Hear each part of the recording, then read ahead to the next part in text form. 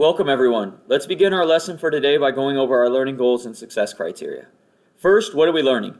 We're learning how to recognize patterns in the graphs of exponential functions and how base values, coefficients, and constants will affect the graph of an exponential function. How are we learning it? Through the Graphing Exponential Functions Desmos Discovery assignment. When can we use the information from this lesson? To complete a variety of tasks through trial and error rather than having to be formally taught the procedures. How do we know we learned it? By getting a score of 4 on the Graphing Exponential Functions Desmos Discovery assignment. Let's take a look now at our agenda. We'll begin by going over our learning goals and success criteria, and while we do that, you'll fill out your Get It Started. Once you've completed your Get It Started, we will go over it together and answer any questions that you may have.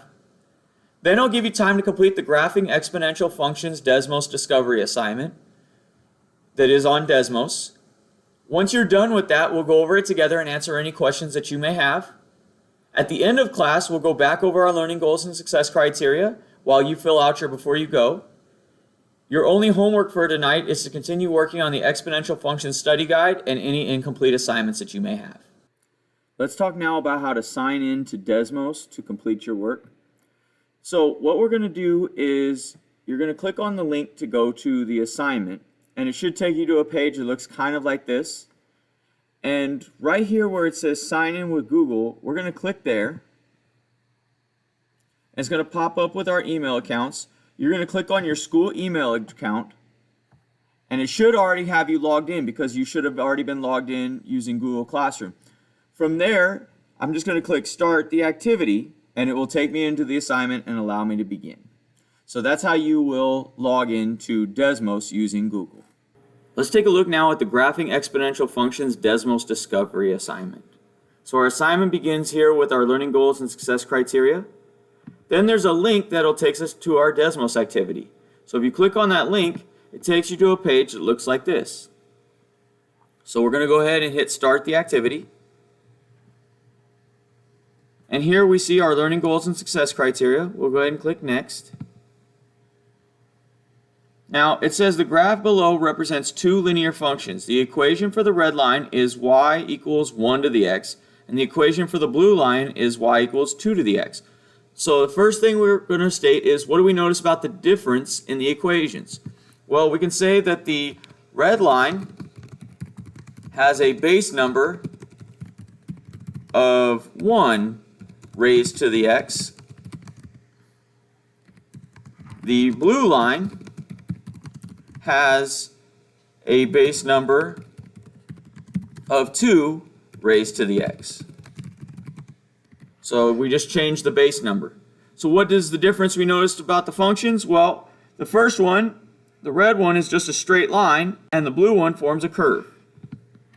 So the red line forms a straight line, and we can even say that it's a horizontal line. The blue line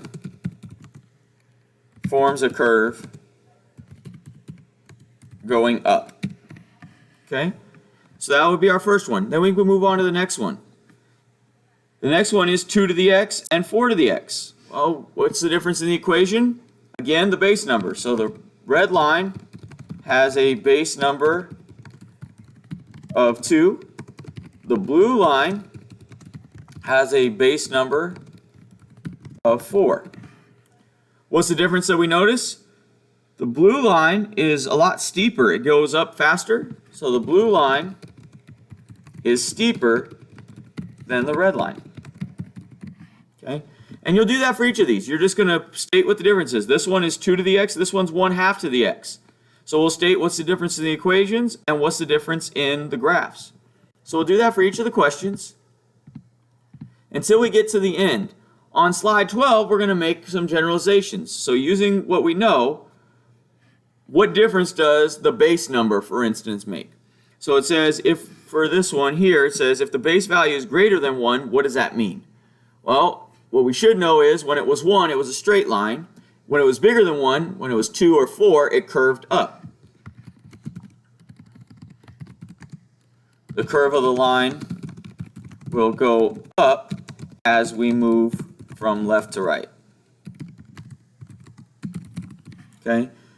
And what you should discover is if it's negative, then it goes down and below the x-axis. If it's less than 1, it's going to just go down and so on. So you'll answer these questions, and then at the end, you'll go back to your Google form, click Next. This will send you to your Before You Go. Complete your Before You Go, and then submit your work on Google Classroom.